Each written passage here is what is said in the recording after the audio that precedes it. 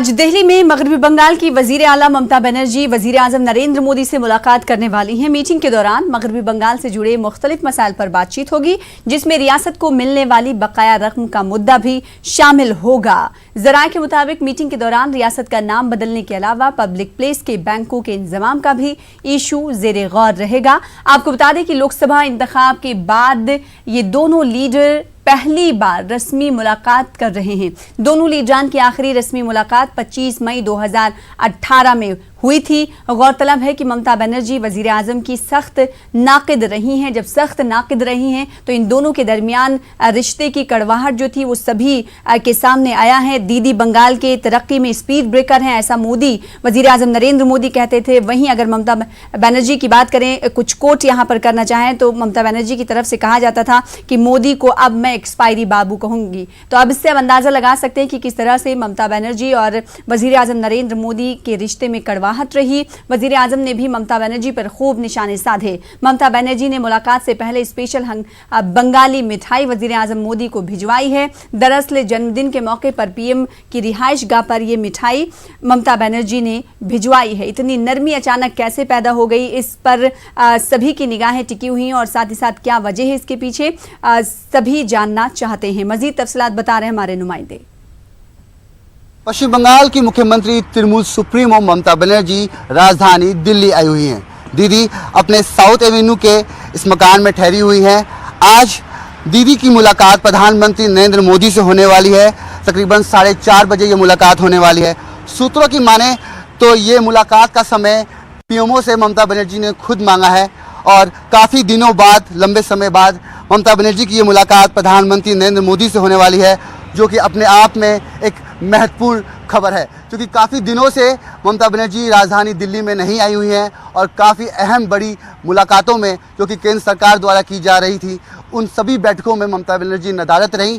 फिलहाल राजधानी दिल्ली में आज ममता बनर्जी यहाँ मौजूद हैं और आज शाम 4:30 बजे प्रधानमंत्री नरेंद्र मोदी से ये मुलाकात काफ़ी अहम मानी जा रही है। कैमरा पर्सन नरेंद्र के साथ मैं रवि कुमार मिश्रा, न्यूज़ 18। और आज वजीर आजम नरेंद्र मोदी की और ममता बनर्जी की मुलाकात होने वाली। हमारे नुमाइंदे रवि बता रहे थे कि शाम 4 बजे मुलाकात मुतवक्के है और ये टाइम ममता बनर्जी की तरफ से मांगा गया है। और इस मुलाकात को लोग हैरानी की नज़र से भी देख रहे हैं। हमारी नुमाइंदा देबोशेरी भी जुड़ रही हैं। देबोशेरी, सीएम और पीएम के रिश्तों की जो कड़वाहट थी वो किसी से छुपी नहीं है। ममता बनर्जी ये कह रही हैं कि रूटीन के तहत ये मुलाकात हो रही। क्या ये रूटीन के तहत मुलाकात मानी जाए? पिछले दिनों हमने देखा कि नीति आयोग की बैठक हुई, उसमें भी वो हाजिर नहीं रही। अड़ियल रवैया लगातार उनका देखने को मिला, लेकिन एकदम से नरमी क्या इशारे करती है? जी बिल्कुल सना, पिछले आम चुनाव से अगर देखें तो दोनों में कुल मिलाकर 36 का आंकड़ा ऐसा ही दिखने को मिलता है। लेकिन अब जब वो चूंकि यहाँ दिल्ली में मौजूद है और शाम को ये बैठक होनी है 4:30 बजे, तब लोग कयास लगा रहे हैं कि आखिर ये बैठक है किस लिए और ऐसी क्या ज़रूरत हो पड़ी जो इसके पहले जब मोदी की शपथ ग्रहण समारोह थे तब वो नहीं आए प्रधानमंत्री के, उसके बाद नीति आयोग की बैठक थी तब नहीं आए, अब आई हैं वो भी ऑल ऑफ ए सडन। और मुद्दा की अगर बात करें तो ममता बनर्जी का कहना है कि काफ़ी मुद्दा है। सबसे पहले तो मुद्दा ये है कि पश्चिम बंगाल का नाम बदल के बंगाल किया जाए, बांग्ला किया जाए। और पिछले जब संसद चल रहा था, पिछले संसद में भी ये मुद्दा उठाया गया था, जबकि केंद्र की तरफ से उस वक्त मना कर दिया गया। तो ये एक मुद्दा रहेगा। एयर इंडिया और BSNL में जिस तरह से डिसइन्वेस्टमेंट की बात कर रही है सरकार, उसको वो ना हो और हो भी तो कैसे हो, ये एक मुद्दा रहेगा। साथ ही साथ ऐसा माना जा रहा है कि फिनेंशियल कुछ मुद्दे रहेंगे जो बंगाल को मिलना बाकी है, ममता बनर्जी का कहना है। ये सारे मुद्दे रहेंगे। एक मुद्दा और बन सकता है कि अक्टूबर के फर्स्ट वीक में बांग्लादेश की प्रधानमंत्री शेख हसीना यहाँ आने वाली हैं, तीस्ता इशू हो सकता है। इन सभी चीज़ों पे बात हो सकती है। NRC मुद्दा हो सकता है, क्योंकि NRC पे ममता बनर्जी ने खुल के अपोज किया था सरकार को, केंद्र सरकार को। तो ये सारे मुद्दा हो सकते हैं वहाँ पे बात करने के लिए। लेकिन साथ ही साथ बीजेपी, कल से बीजेपी के जो बंगाल के लीडर्स है बाबुल सुप्रियो, मुकुल रॉय, ये सारे लोग सवाल उठा रहे हैं कि आखिर आखिर ममता बनर्जी को क्या ज़रूरत पड़ गई कि एक दिन के नोटिस में उन्हें दिल्ली आना पड़ा। उनका इशारा कहीं ना कहीं ये कहना है, यहाँ तक कि मुकुल राय ने खुल के सामने उन्होंने मुकुल राय और अर्जुन सिंह ने कहा है कि कहीं ऐसा तो नहीं कि ममता बनर्जी प्रधानमंत्री मोदी से बात करेंगे अपने और अपने भतीजे सांसद अभिषेक बनर्जी को बचाने के लिए। तो कहीं ना कहीं ये सारे मुद्दे भी राजनीति के गलियारे में बात बीजेपी की हो गई। अगर बात कांग्रेस और सीपीएम की जाए तो सीपीएम की तरफ से ये नारा बुलंद किया जा रहा है कि मोदी और दीदी भाई भाई, यानी पहले जो इल्जामात लगते रहे हैं ममता बनर्जी पर कि मोदी की वो राइट हैंड है, कहीं ना कहीं बीजेपी को वो फायदा पहुंचाती रही हैं, एक बार फिर से सीपीएम की तरफ से कहा जा रहा है कि यही कोशिशें हैं जिसकी तस्वीरें हमारे सामने हैं। जी सना, बिल्कुल सीपीएम की तरफ से हमेशा से ये कहा गया है कि तृणमूल कांग्रेस और बीजेपी कहीं ना कहीं साठगांठ मिली हुई है वही, लेकिन तृणमूल कांग्रेस की तरफ से हमेशा कहा जाता था कि सीपीएम और बीजेपी में साठगांठ है। ये इसलिए कहा जाता था किसी न किसी चुनाव में अगर हम पीछे हिस्ट्री देखें तो उन्होंने तृणमूल कांग्रेस ने और सीपीएम ने कहीं ना कहीं बीजेपी को साथ दिया था, इसलिए कहा जाता है। एक दूसरे पर वो आरोप लगाते हुए आते हैं कुल मिला के। और इसलिए जब ममता बनर्जी यहाँ है तो जाहिर सी बात है कि सीपीएम कांग्रेस, खास करके सीपीएम और बीजेपी इस पूरे मुद्दे को भुनाना चाहती है अपने राजनीतिक कारणों से। कई चीज़ें वो उछाल रही है, जबकि ममता बनर्जी काफ़ी इस समय डिफेंसिव मोड पे दिख रही हैं और उनका कहना है कि वो एक सीएम है, पीएम से मिल सकते हैं अपने राज्य की भलाई के लिए, अपने राज्य की जो भी ज़रूरत की चीज़ें हैं उन चीज़ों को लिए पीएम से मुलाकात उनकी हो सकती है। यानी ममता बनर्जी को देवेश्वरी ये पता चल गया है कि आपके लफ्जों में अगर कहें कि 36 का आंकड़ा केंद्र सरकार से नहीं रखा जा सकता, अगर तरक्की की गाड़ी को मगरबी बंगाल तक पहुंचाना है तो अपना लहजा और अपना रवैया नर्म रखना होगा।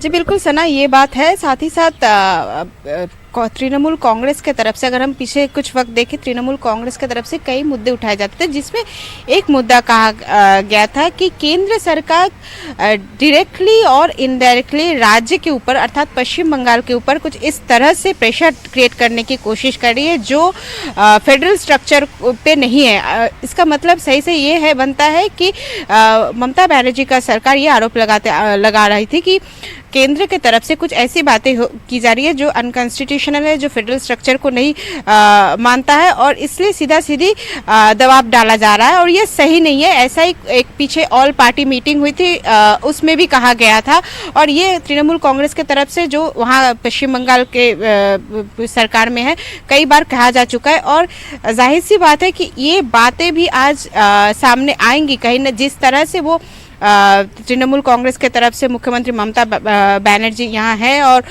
वो जिस तरह से बात कहेंगी, जाहिर सी बात है कि पश्चिम बंगाल के लिए वो बात करेंगी, लेकिन ये सारे मुद्दे भी वहाँ रहेंगे। देखने वाली बात होगी कि इस मीटिंग के बाद क्या क्या सामने बात निकल के आती है कि किस किस बात पर, किस किस मुद्दे पर ममता बनर्जी और प्रधानमंत्री मोदी पे बात हुई है। ये सबसे खास रहेगा, देखने वाली बात यही रहेगी। जाहिर सी बात है मीटिंग के बाद ये बातें निकल कर आएंगी कि दोनों के दरमियान क्या कुछ बातें हुई हैं और किन किन चीजों का जिक्र ममता बनर्जी ने अपनी बातों में किया। लेकिन सबसे अहम और हैरान कर देने वाली बात यह है कि इतनी कड़वाहट रिश्तों में होने के बाद इतनी नरमी जो इख्तियार की गई है ममता बनर्जी की तरफ से, ये नरमी किस ओर इशारे दे रही है? क्या लगता है कि जिस तरह से बीजेपी इल्जाम लगा रही है वही उसी नक्शे कदम पर चलते हुए ममता बनर्जी आज मिलने जा रही हैं कि कहीं ना कहीं उन्हें रियायत मिले, राजीव कुमार के हवाले से भी ये मुलाकात हो सकती है?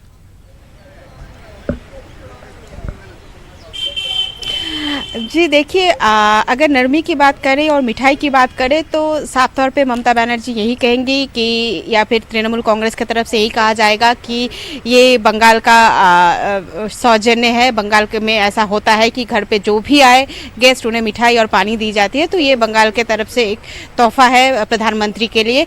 लेकिन हाँ, कहीं ना कहीं ममता बनर्जी काफ़ी डिफेंसिव मोड पे नज़र आ रही है, पर इस मीटिंग के बाद पता चलेगा कि बातें क्या वहाँ पे तय होती है और उनका रुख क्या होता है। डिफेंसिव मोड में उसके बाद भी मीटिंग के बाद रहते हैं या फिर से कहीं अटैकिंग मोड देखने को मिलेगा उनका कि मीटिंग कितना सक्सेसफुल होता है, इस बात पर भी वो डिपेंड करता है। रही बात राजीव कुमार की, तो हाँ, विपक्ष खास करके बीजेपी इस मुद्दे को उठाना चाह रही है कि सडनली ममता बनर्जी क्यों दिल्ली में आई और क्यों प्रधानमंत्री से मिलना चाह रही है। क्या ये राजीव कुमार इसके पीछे कोई वजह है? बीजेपी अभिषेक बैनर्जी का नाम भी ले चुके हैं अभी तक। तो ये कुल मिला के ये राजनीति है और इस राजनीति में विपक्ष जो ममता बनर्जी के सामने है, बीजेपी और सीपीएम इन सवालों को उठा रही है। लेकिन ममता बनर्जी का कहना है कि वो पश्चिम बंगाल के लिए कई सारे मुद्दों पे बात करने के लिए प्रधानमंत्री से मिलेंगी। देखने वाली बात होगी कि प्रधानमंत्री से मिलने के बाद क्या क्या मुद्दे वहां पे बात होती है और उसके बाद ममता बनर्जी का रुख क्या होता है। देवोश्री, अगर सियासत के जानकारों की माने तो हमने देखा कि अड़ियल मूड को लेकर, अटैकिंग मूड को लेकर हमेशा से सियासत के जानकारों ने कहा कि ये रवैया ममता बनर्जी का सही नहीं है, जो वो रियासत की तरक्की के आड़े आ रहा है। ऐसा रवैया उन्हें इख्तियार नहीं किया जाना चाहिए। तो क्या ममता बनर्जी को ये लग चुका है कि अगर रियासत की तरक्की करवानी है या फिर रियासत तरक्की के मनाजिल तय करेगा, रियासत अगर तरक्की की पटरी पर आगे बढ़ना चाहता है तो ऐसे में केंद्र सरकार से सही से रहना होगा और उनके साथ मिलजुल कर काम करना होगा, ये ममता बनर्जी अब समझ चुकी है?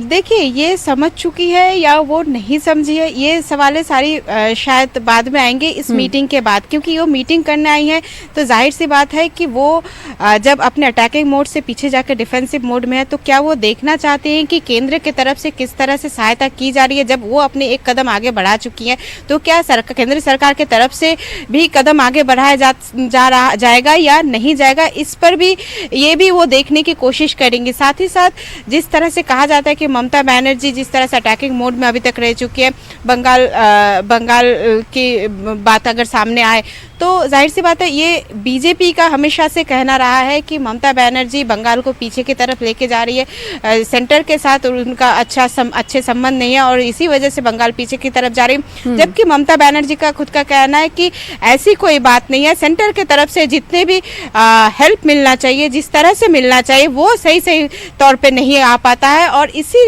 वजह से उन्हें यहाँ आना पड़ा है बात करने के लिए, ताकि उस तरह के फिनेंशियल हेल्प जो कि वो खुद भी कह चुके हैं कि कई महीनों सालों से बाकी है केंद्र की तरफ से, उस तरह के फिनेंशियल हेल्प केंद्र सरकार की तरफ से दी जाए, तभी वो बंगाल की बाकी चीज़ों पे नज़र डाल सकती है, उसके डेवलपमेंट पे नज़र डाल सकती है सही। तो जाहिर सी बात है कि ममता बनर्जी भी यहाँ देखना चाहेंगी कि अगर वो डिफेंसिव मोड में जाके 1 या 2 कदम आगे बढ़ा रही है तो केंद्र की तरफ से उनको सहायता करने के लिए, पश्चिम बंगाल को सहायता करने के लिए कितना कदम आगे बढ़ाया जाएगा और वो किस तरह से होगा, क्योंकि ये जग जाहिर है कि बीजेपी और टीएमसी आमने सामने है इस वक्त पश्चिम बंगाल में और इन्हीं दोनों की, जहां बीजेपी का केंद्र में सरकार है वहीं टीएमसी का पश्चिम बंगाल में सरकार है, तो कॉन्फ्लिक्ट्स होना जाहिर सी बात है, कॉन्फ्लिक्ट्स होता रहा है अभी तक।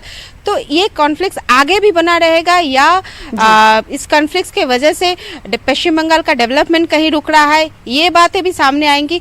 तो दोनों यही देखने वाली बात होगी कि इस मीटिंग में किस तरह से मुद्दों को सामने रखा जाएगा, ममता बनर्जी किस तरह से मुद्दों को सामने रखती हैं और उस मुद्दे पे किस तरह से केंद्र सरकार रेसिप्रोकेट करता है, जिस तरह से रेस्पॉन्ड करेंगे उसी तरह से, लेकिन आगे पॉलिटिकल जो चीज़ें हैं वो भी आगे उसी तरह से डेवलप करेगा, ऐसा माना जा रहा है, ऐसा जी। लेकिन देवोश्री, जिस तरीके से हम जानते हैं कि दोनों के बीच किस तरह के रिश्ते थे, कड़वाहट भरे हुए रिश्ते, अब जब ये मुलाकात होगी तो क्या लगता है कि दोनों के रिश्तों में थोड़ी सी मिठास जरूर नजर आएगी?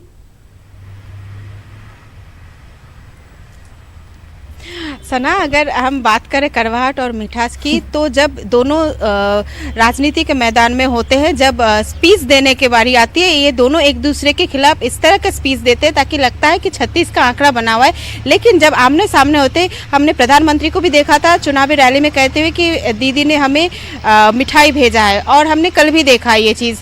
तो और ममता बनर्जी का कहना है वो सौजन्य वाली बात है, क्योंकि बंगाल में ऐसा होता रहता है। कल प्रधानमंत्री का जन्मदिन था, उस पर उन्होंने ट्वीट किया, प्रधानमंत्री जी बदले में ट्वीट करके उनका रिप्लाई दिया। तो ये सौजन्य की राजनीति जो है वो बना हुआ है, पर उस सौजन्य की राजनीति से आगे बढ़ के किस तरह से राजनीतिक मुद्दों पे बात हो, किस तरह से बंगाल पे बात हो, राजनीति पे बात हो, ये देखने वाली बात होगी। क्योंकि दोनों नेताओं की तरफ से कुल मिला के देखा जाए तो अगर चुनावी मैदान को छोड़ दिया जाए तो ये सौजन्य बना हुआ है पहले से ही। तो उस सौजन्य के बाद जब बात राजनीति की होती है, जब डेवलपमेंट की होती है, जब किसी राज्य की होती है, वहाँ क्या होगा, वहाँ क्या होने जा रहा है, वो देखने वाली बात होगी। जाहिर सी बात है। देबोश्री, आखिरी सवाल आपसे पूछना चाहेंगे, कहा जा रहा है कि शाम तक आपके मुताबिक कि लगभग 4:30 बजे ये मुलाकात होने वाली है। ये मुलाकात दिल्ली के किस मकाम पर होने वाली है? और इस मुलाकात में जाहिर सी बात है सबकी निगाहें टिकी हुई है। मुलाकात होने के बाद पता चलेगा कि दोनों लीडरान के दरमियान क्या कुछ बातें हुई हैं। सना, ये मुलाकात शाम के 4:30 बजे 7 लोक कल्याण मार्ग में होना है, जहां पर प्रधानमंत्री रहते हैं और ममता बनर्जी वहीं जाएंगी, ये मुलाकात करेंगे। उम्मीद करते हैं कि ये मुलाकात आधे 1 घंटे चलेंगी। उनको जो भी अपनी बातें रखनी होंगी रखेंगे और जिस तरह से रखनी होंगी रखेंगे। कई मुद्दे हैं इसमें, वो उन सारे मुद्दों पे बात करेंगे ऐसा माना जा रहा है।